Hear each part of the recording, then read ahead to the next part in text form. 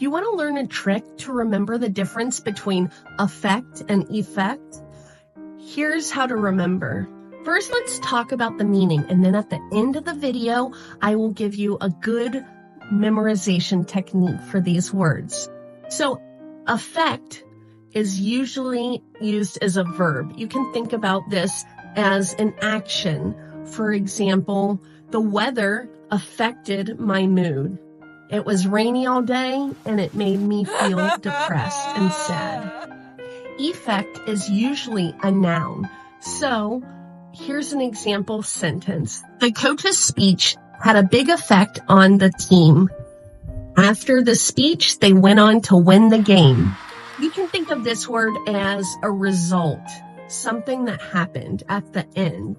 So, here's the trick in remembering how to use these. First, affect. It starts with an A. So think about affect like an action. It begins first. A is the first letter in the alphabet. Then you have effect. So this starts with an E. Think about it as the end result. What happened at the end?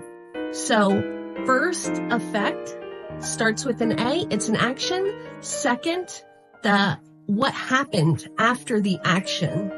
It's the end result. Starts with an E, it comes second.